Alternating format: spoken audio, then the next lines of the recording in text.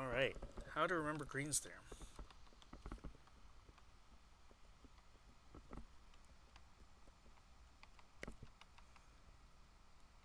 So when Green's theorem was first presented to you, it might have looked kind of bizarre. And I think it's important to think about what we're about to say here, especially in light of, at the end of the chapter, we're going to connect a lot of ideas together. So this might not seem all that important right now, but I think it's important to try to get used to. Earlier, you may have drawn this symbol in your notes, and I'll recall what we had said at that moment. We said if you have a two-dimensional vector field where the first component is capital P and the second is capital Q, then the curl of this vector field, again, two-dimensional vector field, so there was no z's involved, would end up being 0, 0, and then the third component will be partial derivative of q with respect to x minus partial derivative of p with respect to y. So, based on this, if you took the curl of f and you dotted it with the vector k, you'd get, well, let's replace curl of f, 0, 0, partial derivative of q with respect to x minus partial derivative of p with respect to y. Okay, that vector, dot, and then the k vector is the 0, 0, 1 vector. Now, the point is, then you do 0 times 0 plus 0 times 0 plus this times 1, so you really just end up with this part, yeah? You just end up with partial derivative of q with respect to x minus partial derivative of p with respect to y. This thingy right there tends to go by the following informal name. It just goes by the name the k component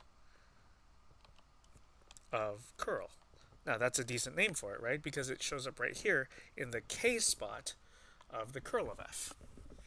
And how did we get that? By design, because we dotted with a vector that had a 1 in the third component and a 0 elsewhere.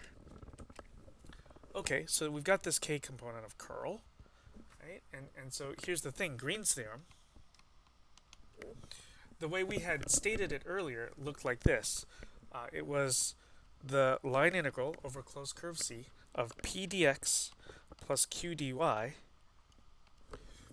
equals the double integral over two-dimensional region D of partial derivative of q with respect to x minus partial derivative of p with respect to y dA. Ah, now we see, right? So here's the thing.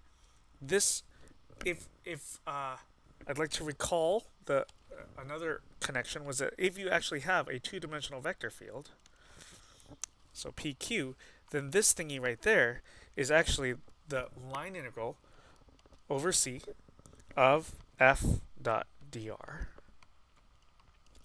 And then this is equal to, let's rewrite this integral here, it's a double integral over D of, and then this thingy, the integrand here, we can just take it from over here, but it's really this, which is so much nicer to recall. Yeah, so we'll have here curl of f. Well, that's a vector field. We don't want that. We need a scalar. So we'll dot it with k. Okay, so this, we'll use color, right? So this thingy, maybe not box it. Let's just underline it. This thingy here is that. Yeah, it's just this is that. Okay, and then dA. The point is, this version is hard to remember. Hard to recall. This is easy to recall. Yeah, k component of curl, easy to recall. And curl itself, well, a little tedious to set up. At least, you know, it's really actually easy to remember what curl is as well. Now, I think this is a good place to at least stop to say, this is how to remember what Green's theorem is saying, even though this is right here was how we had originally presented what Green's theorem was. However, let's also just put some words to this thingy here. It has a name. This is going to be useful to you if you compute using this thing in a future class. This is called the circulation. Don't worry about the name of this in this class, but I think you should just know this is called the circulation of f.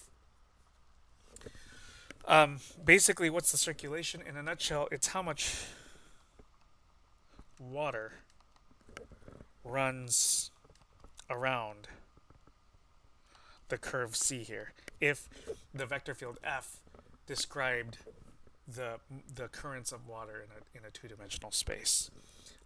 Right here, of course, on this side, what we have, just to describe it in words, it's a double integral. Yeah, we've got here, oh dear, a double integral, double integral of the k component of curl, just to put it in words, make it a little easier to recall what's going on there. This vector format here of what you see as, basically a restatement of Green's theorem in this formula right there, you may wish to preview ahead and just compare how this looks. Compare this with what the book presents as Stokes' theorem, just so that we can connect some of the ideas and preview them.